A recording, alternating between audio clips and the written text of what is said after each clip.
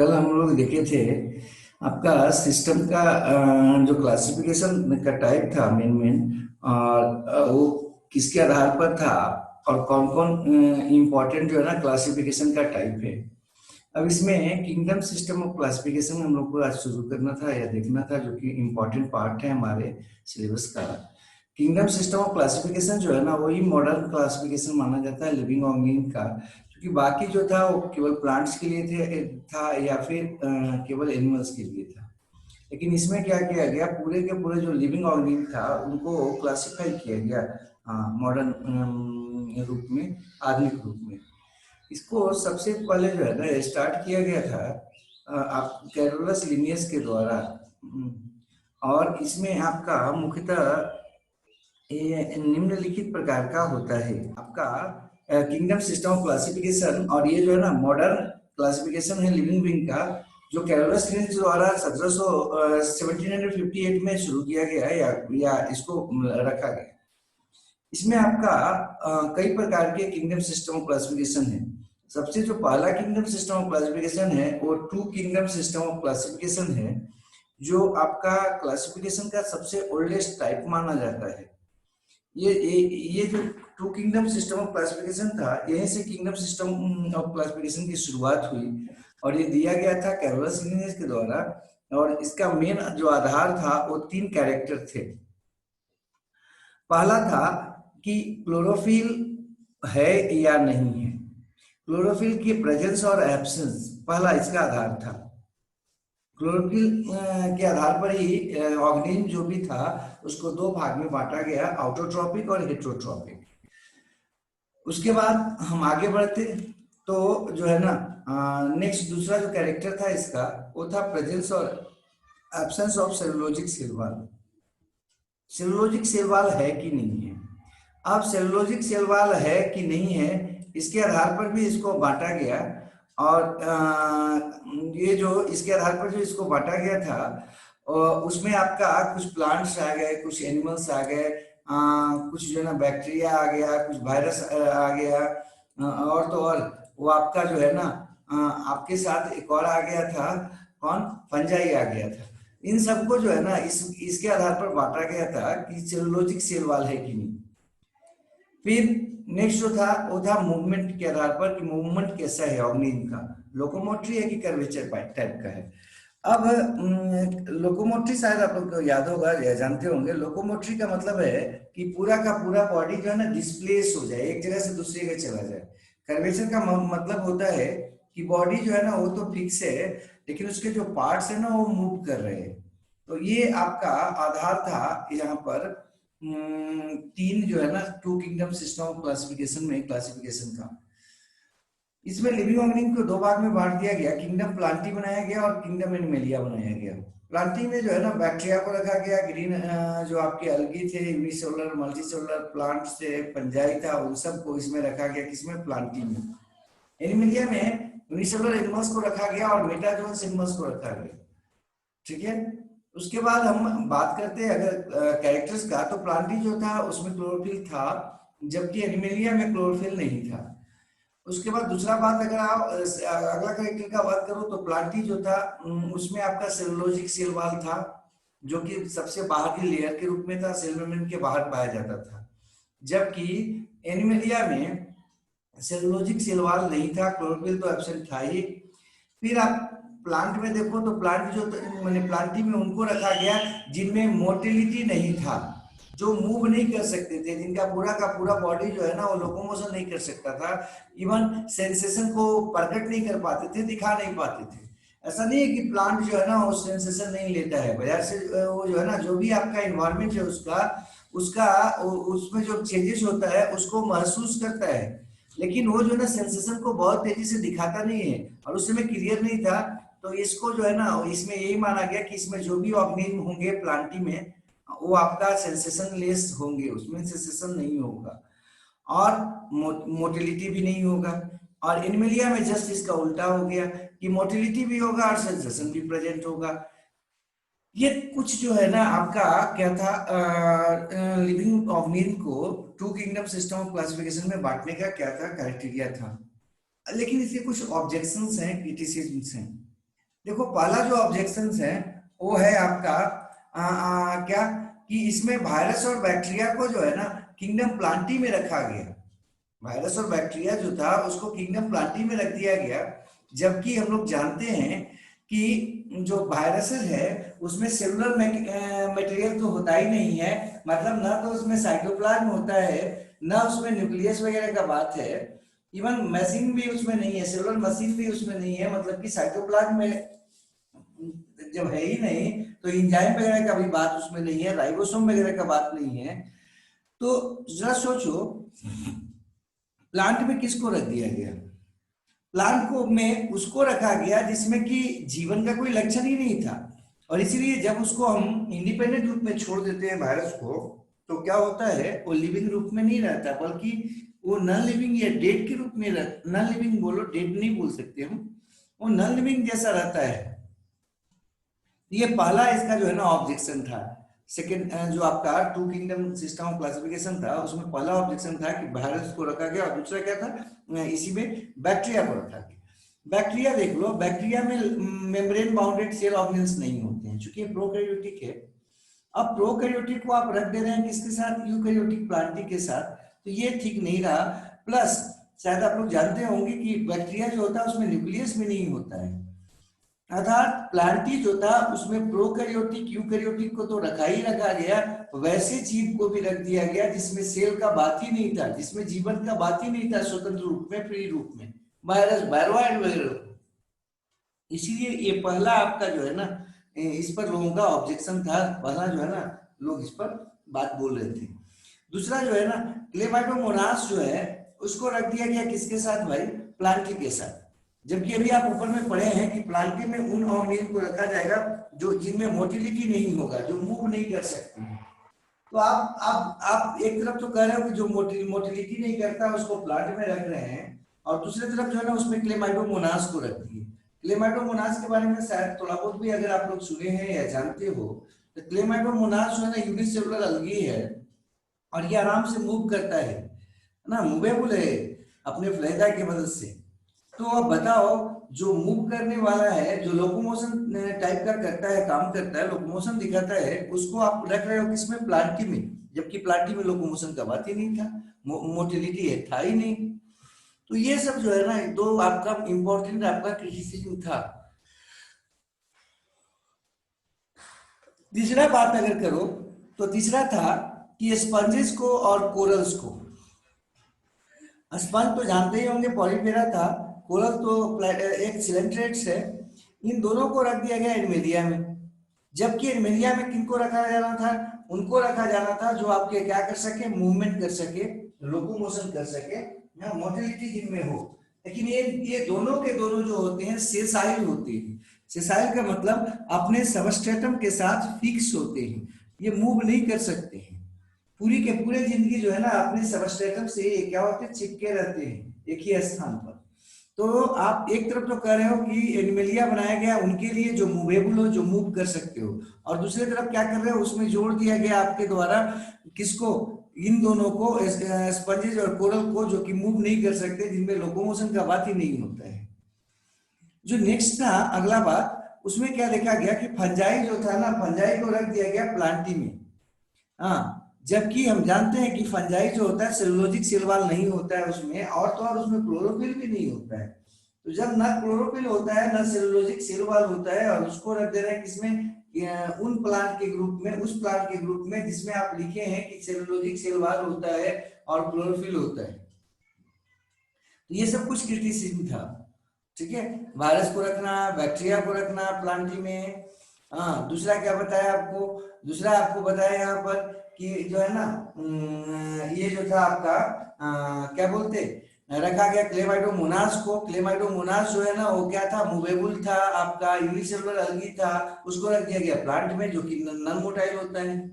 इसी प्रकार से स्पंज और कोरल को रख दिया गया जो कि आपका नॉन मोटाइल है, उनको रख दिया गया किसमें? प्लांटी में, जो कि मोटाइल था, सॉरी एनिमेलिया में, जो कि आपका मोटाइल था। उसके बाद इनमें गुण कैसा है? प्लांटी जैसा है, हाँ, ये फिक्स टाइप का है, और उनको रख दे रहे हैं आप किसमें? एनिमेलिया में। नेक्स्ट जो था आप फंजाई को रख दिए किसके साथ, प्लांटी के साथ, जबकि उसमें सेलुलोजिक सेल वॉल भी नहीं होता है और क्लोरोप्लास्ट भी नहीं होता है, क्लोरोफिल भी नहीं होता है।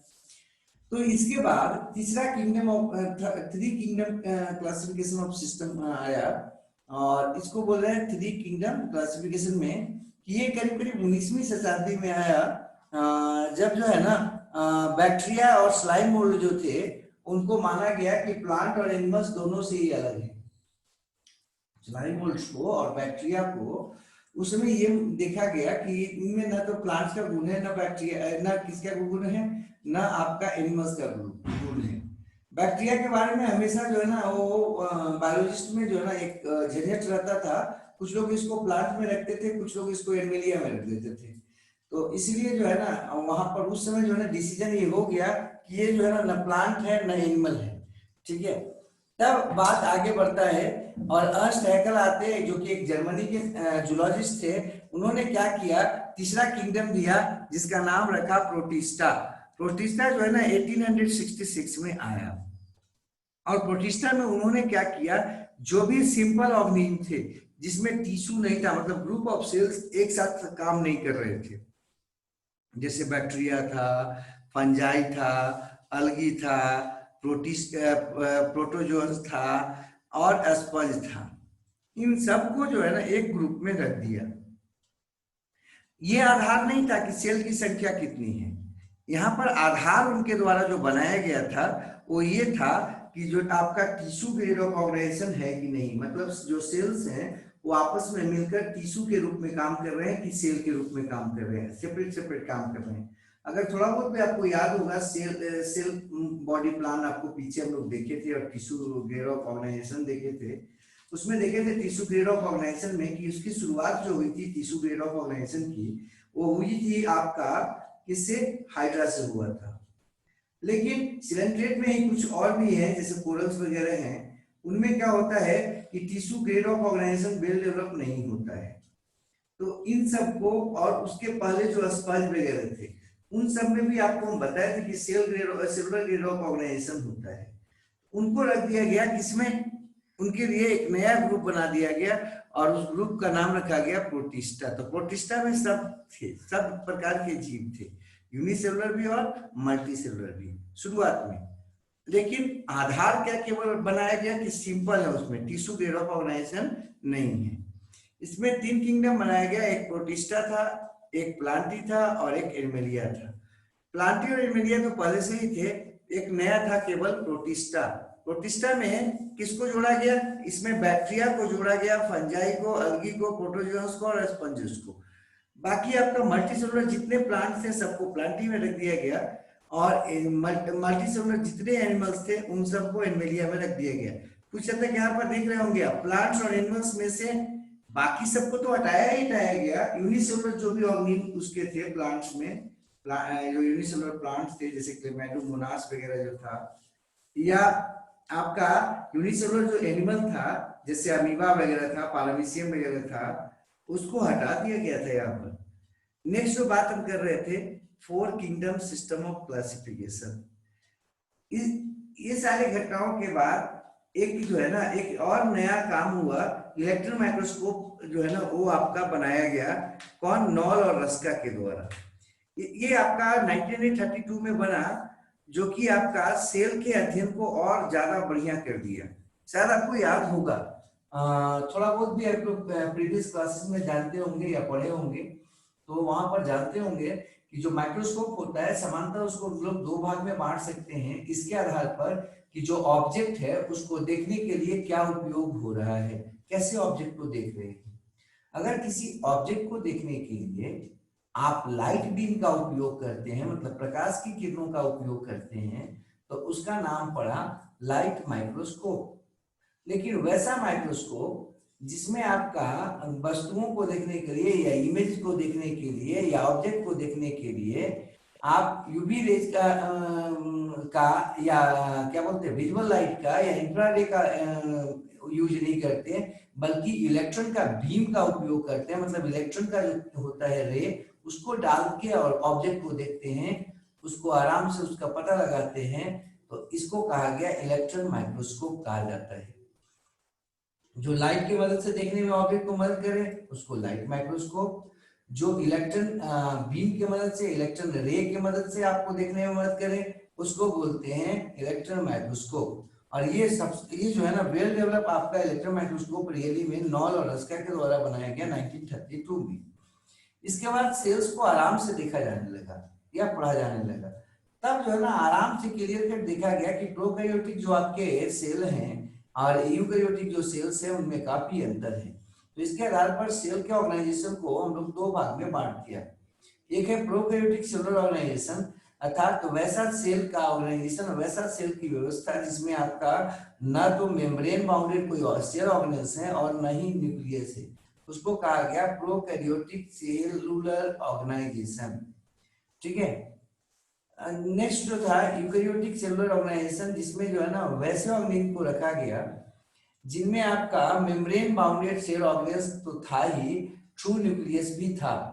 तो यूकैरियोटिक सेलुलर जो आपका ऑर्गेनाइजेशन था उसमें आपका मेम्ब्रेन बाउंडेड सेल ऑर्गेनेल्स को रखा गया, माने सेलुलर ऑर्गेनेल्स था और न्यूक्लियस था। ठीक है। इस प्रकार से सेलुलर ऑर्गेनाइजेशन को दो भाग में बांट दिया गया। ठीक है। नेक्स्ट बात अगर हम करें तो ये जो आपका इलेक्ट्रॉन माइक्रोस्कोप आया और इसके द्वारा जब हम क्लियर हो गया कि प्रोकैरियोट्स होता है, यूकैरियोट्स होता है, ऑर्गेनाइजेशन के आधार पर जीव दो प्रकार का भाग में बांटा जा सकता है, तब कोपलैंड साहब ने क्या किया, फोर्थ किंगडम दिया और नाम रखा उसका मोनेरा। और उसमें उन ऑर्गेनिज्म को रखा जो प्रोकैरियोटिक थे, मतलब जिनमें न तो सेलुलर ऑर्गेनाइजेशन वेल डेवलप था, न तो न्यूक्लियस था और न ही जो है ना मेम्ब्रेन बाउंडेड सेल ऑर्गेनेल्स थे। तो उनको रख दिया गया इस ग्रुप में, और इस ग्रुप में आपका सारे के सारे प्रोकैरियोट्स जो भी थे ऑर्गेनिज्म में उनको यहाँ ला दिया गया, जिसमें प्रमुख था बैक्टीरिया, साइनोबैक्टीरिया, ब्लूगिन, अलगी। जबकि जो आपका किंगडम बाकी जो था उसमें कोई ज्यादा छेड़छाड़ नहीं किया गया। तो देखो किंगडम फर्स्ट में मोनेरा था, मोनेरा में किसको रखा गया, बैक्टीरिया को, साइनोबैक्टीरिया को। प्रोटिस्टा में जो है ना यूनिसेलुलर यूकैरियोटिक ऑर्गेनिज्म को रखा गया और फंजाई को रख दिया गया। और जो तीसरा था वो था आपका प्लांटी।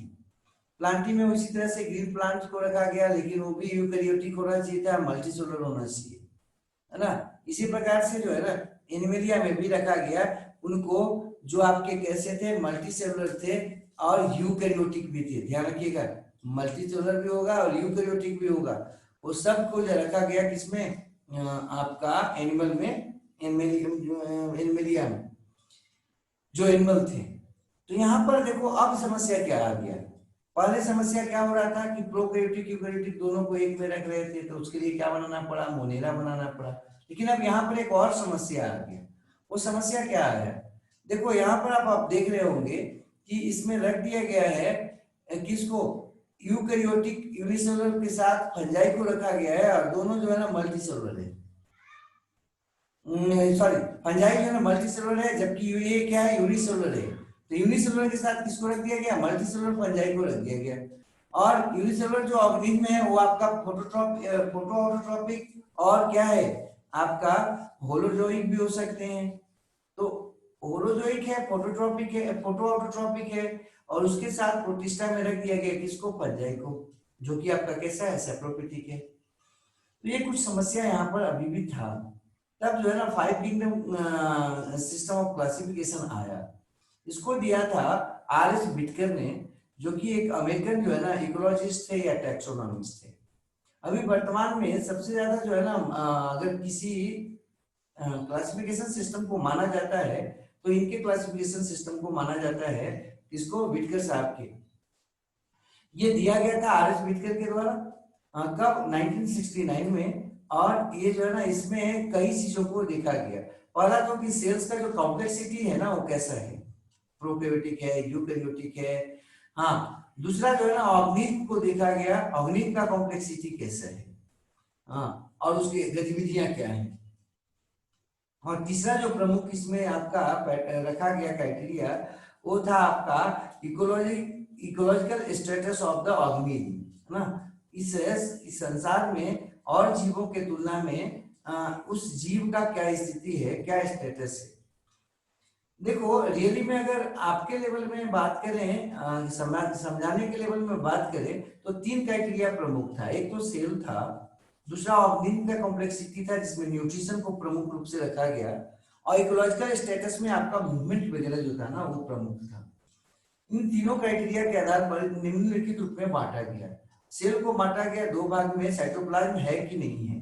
साइटोप्लाज्म और प्रोटोप्लाज्म के बारे में थोड़ा सा हम आपको पीछे भी बताए थे कि ये जेली लाइक मटेरियल होता है जो कि सेल मेम्ब्रेन के अंदर पाया जाता है। अब देखो ऑर्गेनिज्म जो था वो साइटोप्लाज्म या प्रोटोप्लाज्म के आधार पर 2 भाग में बांटा गया। एक वैसा ऑर्गेनिज्म जिसमें साइटोप्लाज्म या प्रोटोप्लाज्म नहीं होता है, और दूसरा वैसा ऑर्गेनिज्म जिसमें साइटोप्लाज्म या प्रोटोप्लाज्म पाया जाता है। जिसमें नहीं होता है उसको कहा गया प्रोटोबायोटा। वैसे ऑर्गेनिज्म जिसमें आपका क्या नहीं है, साइटोप्लाज्म नहीं है, उसको कहा गया प्रोटोबायोटा। प्रोटो मतलब पहले, बायोटा मतलब लिविंग, मतलब कि जीव के आने के पहले की रचना या जीव। ठीक है। दूसरा था जिसमें साइटोप्लाज्म मौजूद था उसको कहा गया साइटोबायोटा। तो इसके आधार पर देखो वायरस को क्या किया गया, अलग कर दिया गया यहाँ से। कहाँ से, एल्मेरिया से या प्लांटी से, जो भी बोलो आप। लेकिन अभी आपको हम बताए थे कि बीच में और कहीं वायरस का बात नहीं आया था, क्योंकि वायरस को लोग पहले ही अलग कर चुके थे कि चलो भैया ये तो जिंदा ही नहीं रहता है, इसे इसको क्लासिफिकेशन में कैसे डाल दें।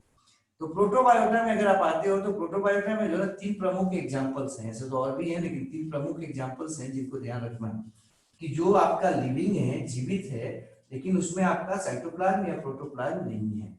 पहला वायरस। वायरस जो होता है उसका बॉडी जो होता है या उसका जो स्ट्रक्चर होता है सिर्फ न्यूक्लिक एसिड और प्रोटीन का बना होता है। दूसरा जो है ना वायरवाइड। वायरवाइड जो होता है उसका जो बॉडी या स्ट्रक्चर होता है वो केवल न्यूक्लिक एसिड का बना होता है, उसमें प्रोटीन भी नहीं होता है। और न्यूक्लिक एसिड में भी मेनली जो है ना आरएनए का प्रकार होता है। नेक्स्ट आ जाते हैं प्रायन। प्रायन जो होता है ना उसमें केवल प्रोटीन होता है, उसका बॉडी में और कुछ भी नहीं होता है, केवल और केवल प्रोटीन होता है और जीव जैसा वो काम करता है। तो यहाँ पर 3 जीवों को रखा गया है प्रोटोबायोटा में, ऐसे तो हम 4-5 बता सकते, लेकिन यहाँ पर जो है ना 3 आप दिमाग में जरूर रखना आपके लेवल में। वो पहला है आपका कौन, वायरस। वायरस में न्यूक्लिक एसिड और केवल प्रोटीन होता है। दूसरा है वायरवाइड, और तीसरा है प्रायन। प्रायन में केवल प्रोटीन, पर से प्रायन पर से प्रोटीन। हाँ, वायरवाइड में क्या है, केवल न्यूक्लिक एसिड, और उसमें भी कौन प्रमुख है, तो मेनली आरएनए। इसको, इस बात को दिमाग में रखिएगा। अभी आप हम लोग एक संकट से जूझ रहे हैं, उस संकट का नाम है कोरोना वायरस। हाँ, या कोविड-19 वायरस। ये जो कोविड-19 वायरस है तो किसका बना हुआ होगा, वो आपका प्रोटीन का बना हुआ उसका बॉडी है, और साथ ही साथ उसमें जो है ना आपका एक आरएनए है। नेक्स्ट है साइटोबायोटा। साइटोबायोटा को आपको 2 भाग में बांटा गया। आधार क्या था, सेलुलर ऑर्गेनाइजेशन ही उसका भी आधार था। और ये जो सेल के आधार पर बांट रहे थे ना, सेलुलर ऑर्गेनाइजेशन के आधार पर बांट रहे हैं ना, तो इसका भी जो आपका बांटने का, साइटोबायोटा को भी बांटने का जो कारण था वो उसका सेलुलर ऑर्गेनाइजेशन ही था। अगर जो है ना प्रोकैरियोटिक टाइप का है, मतलब कि उसमें सेल मेम्ब्रेन के अंदर जब जाओगे तो न्यूक्लियस नहीं है और मेम्ब्रेन बाउंडेड सेल ऑर्गेनेल्स नहीं है, तो उसको कहा गया क्या, प्रोकैरियोट्स। और उसके लिए एक नया जो है ना किंगडम बनाया गया, मोनेरा। इसमें बैक्टीरिया था, साइनोबैक्टीरिया, आर्कीबैक्टीरिया, ये प्रमुख रूप से देखा गया इनको। नेक्स्ट है यूकैरियोट्स। यूकैरियोट्स का बात करते हैं। यूकैरियोट्स में किसको रखा गया, वैसे ऑर्गेनेल को रखा गया जिसमें आपका क्या था, न्यूक्लियस था या मेम्ब्रेन बाउंडेड सेल ऑर्गेनेल्स थे। ठीक है। नेक्स्ट अगर हम बात करें तो यूकैरियोट्स का में हम देखो यूकैरियोट्स को भी 2 भाग में बांट दिया गया बॉडी के सेल के संख्या के आधार पर। ये सब सेलुलर के आधार पर था यहाँ तक, ठीक है ना। तो आपका यूकैरियोट्स को 2 भाग में बांटा गया। एक बांटा गया आपका प्रोटिस्टा के रूप में, यूनिसेलुलर जो भी थे आपके यूकैरियोट्स उनको रख दिया गया प्रोटिस्टा में। जो भी यूकैरियोटिक है, मतलब जिसमें भी आपका न्यूक्लियस है, जिसमें भी मेम्ब्रेन बाउंडेड सेल ऑर्गेनेल्स है, उन सबको प्रोटिस्टा में रख दिया गया। और बाकी जो बचे जो मल्टीसेलुलर थे उनको न्यूट्रिशन के आधार पर अब बांटा जाने लगा। तो यहाँ तक का जो क्लासिफिकेशन है आपका यूकैरियोट्स में यूनिसेलुलर है कि आपका मल्टीसेलुलर है, यहाँ तक का जो क्लासिफिकेशन है ये आपका सेल के आधार पर था। दूसरा जो हम बात कर रहे थे न्यूट्रिशन के आधार पर, न्यूट्रिशन के आधार पर अगर बात करते हैं तो न्यूट्रिशन में आपका आधार को बनाने पर ऑटोट्रॉपिक हो गया और हेटरोट्रॉपिक हो गया। अब ऑटोट्रॉपिक और हेटरोट्रॉपिक को बात करते हैं तो ऑटोट्रॉपिक में किसको रखा गया, उसको रखा गया जिसमें अपना भोजन बनाने का कैपेसिटी खुद था, ठीक है। जबकि हेटरोट्रॉपिक में अपना भोजन खुद बनाने का क्या था, कैपेसिटी नहीं था, है ना, ये किसी दूसरे पर भोजन के लिए निर्भर होता था। तो जो एबायोटिक सबस्टेंसेस से अपना भोजन खुद बना सकता है उसको हम लोग क्या कहते हैं, ऑटोट्रॉपिक कहते हैं। पीछे आप देखे होंगे पूरे के पूरे क्लास में हम लोग न्यूट्रिशन वगैरह पढ़े तो उसमें जो है न्यूट्रिशन तो डिटेल से भी पढ़ा है, तो आप लोग इससे अधिकांश बच्चे नहीं थे उसमें। और इसके बाद क्लासिफिकेशन में भी न्यूट्रिशन आया है, तो क्लासिफिकेशन में जब न्यूट्रिशन आप देखे होंगे तो वहां पर शायद आपको ऑटोट्रॉपिक वगैरह हेटरोट्रॉपिक वगैरह जो है ना डिटेल से देख चुके होंगे। तो ऑटोट्रॉपिक जो था वो अपना भोजन जो है सो एबायोटिक सब्सटेंसेस से बना सकता था या बनाता था। अब ऑटोट्रॉप को भी दो भाग में बांटा गया, एक था फोटो ऑटोट्रॉप्स और दूसरा था कीमो ऑटोट्रॉप्स। फोटो ऑटोट्रॉप्स में प्लांटी को रखा गया, प्लांटी जो है ना वो आपका किंगडम बनाया गया फोटो ऑटोट्रॉप्स के लिए। तो वैसा ऑटोट्रॉप्स जो अपना भोजन स्वयं बनाता है और किसकी मदद से बनाता है, लाइट एनर्जी के मदद से बनाता है, उसको कहा गया फोटो ऑटोट्रॉप्स। हाँ, और फोटो ऑटोट्रॉप्स के बाद दूसरा जो था जो अपना भोजन खुद बनाता था लेकिन यहाँ पर एनर्जी जो यूज करता था वो मेनली केमिकल एनर्जी यूज करता था। हाँ, मतलब कि कंपाउंड में जो बॉन्ड एनर्जी होता है उसको तोड़कर और अपना भोजन के लिए एनर्जी प्राप्त करता था, भोजन बनाने के लिए एनर्जी प्राप्त करता था, लेकिन खुद अपना भोजन बना लेता है, उसको कहा गया कीमो ऑटोट्रॉप्स। तो ध्यान रखिएगा वर्तमान में प्लांटी में किस ग्रुप को रखा जाता है, प्लांटी में जो है ना उस ग्रुप को रखा जाता है जो आपका कैसा है, जो ऑटोट्रॉपिक है, और ऑटोट्रॉपिक में भी कैसा है, वो फोटो ऑटोट्रॉपिक है। हाँ, अगला जो बात हम कर रहे हैं वो है आपका हेटरोट्रॉप्स का। हेटरोट्रॉप्स किसको कहा गया, हेटरोट्रॉप्स जो है ना उन ऑर्गेनिक को कहा गया जो कि अपने फूड के लिए, ऑर्गेनिक फूड के लिए किसी दूसरे पर निर्भर थे, अपने ऑर्गेनिक फूड नहीं बनाते थे। हाँ, अब इसको भी हेटरोट्रॉप्स को भी जो है ना दो तीन टाइप में बांट दिया गया। एक था सेप्रोफाइट, सड़ागला से प्राप्त करने वाला, पारासिटिक जो लिविंग से ही प्राप्त करता है, और जो आपका थर्ड था इंपॉर्टेंट टाइप का होलोजोइक। होलोजोइक के लिए एनिमिलिया बनाया गया और बाकी ये सब जो थे इनको रख दिया गया फंजाई में। तो नीचे में थोड़ा सा आप लोग जो है ना यहाँ पर और बात कर लेते हैं। मूवमेंट जो था तीसरा क्राइटेरिया था, आपको याद होगा शायद, पहला जो क्राइटेरिया था वो क्या था, सेल का कॉम्प्लेक्सिटी या सेल का ऑर्गेनाइजेशन, उसके आधार पर बांटने का जो है क्राइटेरिया उसको बनाया गया। और दूसरा जो था ना, दूसरा जो आपका था वो था न्यूट्रिशन, न्यूट्रिशन के आधार पर जो है ना बांटने के लिए क्राइटेरिया बनाया गया। तीसरा जो था वो था मूवमेंट, लोकोमोशन है कि कर्वेचर है। तो ये जो थर्ड है उसमें हम बात करते हैं मूवमेंट में लोकोमोशन और कर्वेचर का, ठीक है।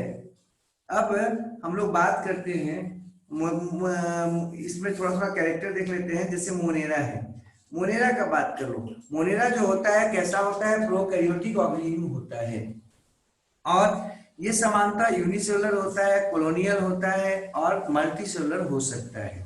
लेकिन यहाँ पर ध्यान रखना है कि वो होगा कैसा, प्रोकैरियोटिक होगा, उसको रखा गया मोनेरा में। 5 किंगडम सिस्टम क्लासिफिकेशन हम लोग देख रहे हैं। न्यूट्रिशन कैसा होता है इसका, कीमो ऑटोट्रॉप्स हो सकता है या फोटो ऑटोट्रॉप्स हो सकता है, पारासिटिक हो सकता है, सेप्रोफिटिक हो सकता है। मतलब मोनेरा को देखो एकदम जो है ना किसी भी तरह का न्यूट्रिशन वो कर सकता है। नेक्स्ट है मूवमेंट का बात, मूवमेंट कैसा होता है इसका, लोकोमोटरी होता है समांतर। अब इसका उदाहरण है बैक्टीरिया, आर्कीबैक्टीरिया, साइनोबैक्टीरिया, एक्टिनोमाइसिट्स, इन सबको रखा गया इसमें बाबू मोनेरा में रख दिया गया। हाँ, तो ये मोनेरा ग्रुप था। नेक्स्ट आता है प्रोटिस्टा। प्रोटिस्टा जो आपका 5 किंगडम क्लासिफिकेशन में रखा गया, उसमें रखा गया किसको, यूकैरियोटिक यूनिसेलुलर को, हमेशा ध्यान रखिएगा। यूकैरियोटिक जो भी यूनिसेलुलर थे उन सबको प्रोटिस्टा में रख दिया गया। न्यूट्रिशन जो होगा इसका फोटो ऑटोट्रॉप्स होगा, आपको बताए थे। हाँ, कीमो ऑटोट्रॉप्स का बात यहाँ पर नहीं करना है। सेप्रोफाइट्स हो सकता है, सड़ा गला को भी खाने वाला कुछ है प्लांट्स, और होलोजोइक हो सकता है। कुछ प्लांट्स तो ऐसे भी हैं, सॉरी कुछ एनिमल्स तो ऐसे भी हैं जो आपका सेप्रोफिटी के साथ होलोजोइक भी हो सकते हैं। तो इसमें आपका प्लांट्स और एनिमल्स दोनों को रखा गया, लेकिन क्राइटेरिया क्या था? इवन फंजाई को भी रखा गया, लेकिन क्राइटेरिया क्या बनाया गया? क्राइटेरिया ये बनाया गया कि वो यूकैरियोटिक यूनिसेलुलर होने चाहिए। ठीक है, इसमें उदाहरण में क्लेमाइडोमोनास है, डायटम्स है, डायनोफ्लाइलेट्स है, स्लाइम मोल्ड्स है, ये सबको यहाँ पर रखा गया। नेक्स्ट है प्लांटी। प्लांटी जो था उसमें रखा गया यूकैरियोटिक ऑर्गेनिज्म को, जो मुख्यतः यूकैरियोटिक नेचर के होते हैं। और क्या होते हैं, हमेशा जो है ना ध्यान रखिएगा, फोटो ऑटोट्रॉप्स और मल्टीसेलुलर होते हैं। ये दो इंपॉर्टेंट कैरेक्टर है इसमें। यूकैरियोटिक तो होगा ही होगा, जो भी प्रोकैरियोटिक होगा वो सब के सब रख दिया गया किसमें? मोनेरा में। अब यूकैरियोटिक भी ये है, मल्टीसेलुलर भी ये है, और तो और फोटो ऑटोट्रॉपिक होना चाहिए। इसमें जो मूवमेंट होता है वो कर्वेचर मूवमेंट होता है। कर्वेचर मूवमेंट का मतलब है कि इनका बॉडी जो होता है फिक्स होता है। जैसे ही प्लांट का बात आता है तो ये दिमाग में आ जाना चाहिए कि इनका जो बॉडी होता है वो फिक्स रहता है। अगला जो हम बात करते हैं वो है आपका इसका उदाहरण का। उदाहरण में कौन कौन था? मल्टीसेलुलर अलगी थे, या जो भी इम्ब्रियोफाइट्स था वो सबको इसमें रखा गया। इम्ब्रियोफाइट्स आपके पास एक नया शब्द आ गया। इम्ब्रियो का मतलब होता है, आपको पहले भी बताए थे, मल्टी सेलुलर स्ट्रक्चर जो आपका सेक्सुअल रिप्रोडक्शन में बनता है, या जो आपका जो है ना गैमिट के मिलने से बनता है। मेल गैमिट और फीमेल गैमिट के आपस में मिलने से बनता है, उसको हम लोग क्या बोलते थे? जाइगोट। और जाइगोट से फिर अंततः क्या बनता था? एम्ब्रियो बनता था। तो ये जो एम्ब्रियो थे ना आपका, जिस प्लांट में एम्ब्रियो बनता है उसको बोलते हैं एम्ब्रियोफाइट्स। ठीक है, क्या है एम्ब्रियोफाइट्स वो आगे हम लोग देखेंगे प्लांट क्लासिफिकेशन में। फिलहाल यहाँ आ रहे थे हम। तो इसमें प्लांटी में दो तीन को रखा गया। पहला था अलगी, लेकिन अलगी में ये आपको दिमाग में रखना पड़ेगा कि इसमें मल्टीसेलुलर अलगी को रखा गया। और दूसरा रखा गया किसको? जो भी आपके प्लांट्स एम्ब्रियोफाइट्स थे उनको। नेक्स्ट आपका बात अगर करते हैं तो वो है फंजाई। फंजाई जो है वो आपका उसमें किसको रखा गया? तो फंजाई में यूकैरियोटिक ऑर्गेनिज्म को रखा गया। ध्यान रखिएगा, जो भी यूकैरियोटिक ऑर्गेनिज्म होगा वो आपका इसमें रखा गया, और मुख्यतः इसमें मल्टीसेलुलर को रखा गया। लेकिन कुछ यूनिसेलुलर भी इसमें आ जाते हैं, ईस्ट वगैरह को भी लोग इसमें भी रख देते हैं। हाँ, लेकिन यहाँ पर ध्यान रखिएगा, ईस्ट को फिर रख के भी लोग जो है ना हटा के ले आके रख दिया किसमें? प्रोटिस्टा में रख दिया। इसमें कुछ एक जो ऐसे ऑर्गेनिज्म भी है जो है तो कहने को यूनिसेलुलर, लेकिन रियली में मल्टीसेलुलर था।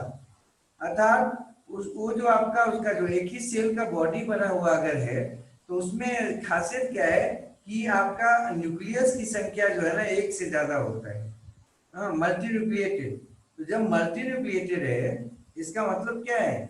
मल्टी न्यूक्लिएटेड का मतलब है कि कई सेल्स से मिलकर उसका बॉडी बना है, और वो जो सेल्स थे वो आपके आपस में कंडेंस कर गए हैं, फ्यूज हो गए हैं, रिड्यूस्ड हो गए हैं, और क्या बना दिया उन्होंने? मल्टी सेलुलर स्ट्रक्चर को बना दिया।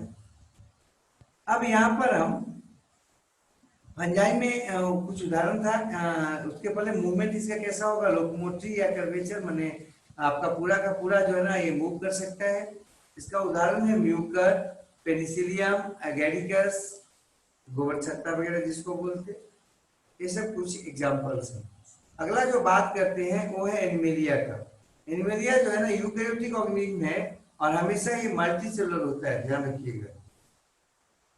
प्लस इसका जो न्यूट्रिशन होगा वो कैसा होगा? होलोजोइक होगा। होलोजोइक में शायद आपको याद होगा, होलोजोइक में क्या होता था कि भोजन को बॉडी के अंदर दिया जाता था, उसके बाद इंटेक पहले क्या होता था? इंजेक्शन या इंटेक आउटपुट, और दूसरा क्या था उसमें?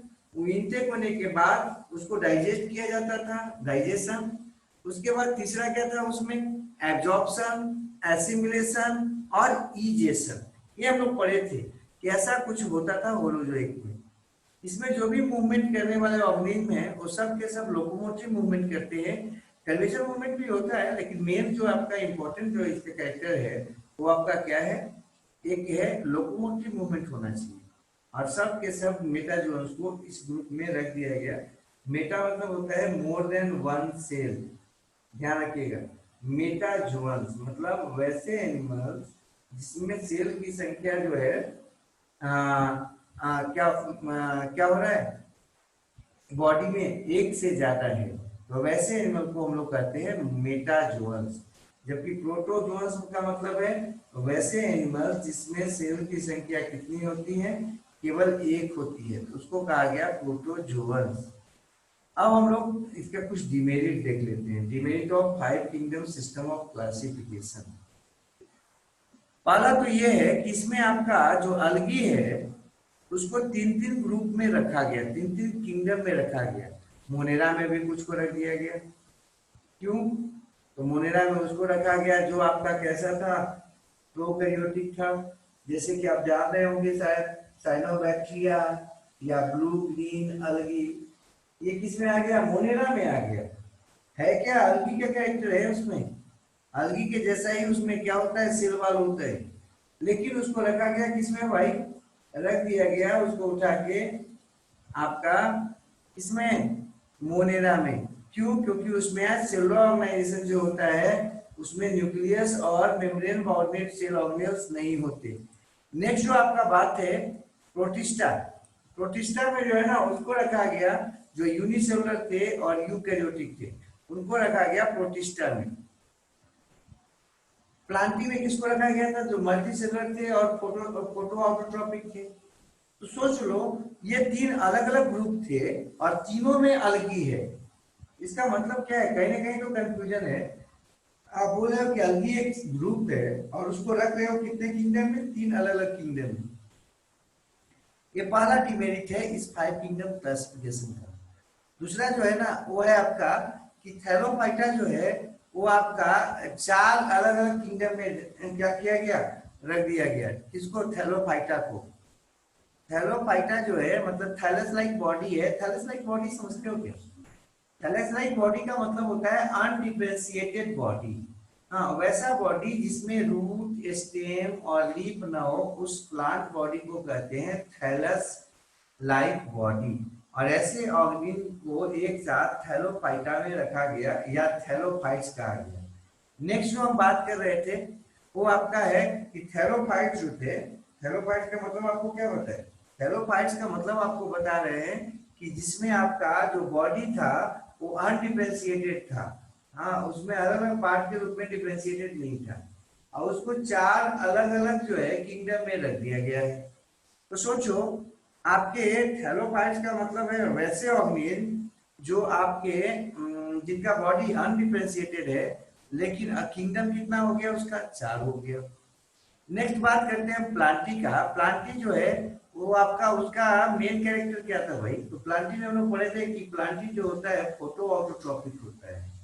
मल्टीसेलुलर तो है ही, यूकैरियोटिक तो है ही, प्लस कैसा होता है, फोटो ऑटोट्रॉपिक होता है। लेकिन प्लांटी में ढेर सारे ऐसे मेंबर्स को रखा गया जो पैरासिटिक भी थे और सैप्रोफिटिक भी थे। ठीक है। फिर अगला जो इसका डिमेरिट्स है कि इसमें एनिमल्स जो है ना, एनिमल्स में हम लोग वैसे एनिमल्स को भी रखे जो आपके कैसे थे, जो पैरासिटिक नेचर के थे। जबकि एनिमल का जो मेन कैरेक्टर था वो ये था कि वो होलोजोइक नेचर का होता है। मतलब वो दूसरे से पूरा का पूरा भोजन को अंदर ले लेता है और उसके बाद उसको डाइजेस्ट करता है। जबकि पैरासिटिक में शायद आप जानते होंगे, पैरासिटिक जो है ना एक तरह से रेडीमेड भोजन को ले लेता है, मतलब बना बनाया भोजन को यूज करता है दूसरे लिविंग ऑर्गेनिज्म से। तो ये आपका कुछ प्लांट जो थे उसमें हमको वैसे ऑर्गेनिज्म को रखा गया था जो आपका सैप्रोफिटिक या पैरासिटिक थे। जबकि एनिमल में वैसे ऑर्गेनिज्म को रखा गया जो आपका होलोजोइक न्यूट्रिशन से हटके अपना न्यूट्रिशन ले रहे थे। चलो ऐसे आप पैरासिटिक को भी होलोजोइक में लोग रख देते हैं, लेकिन एक डिमेरिट तो है। नेक्स्ट जो हम बात करते अगला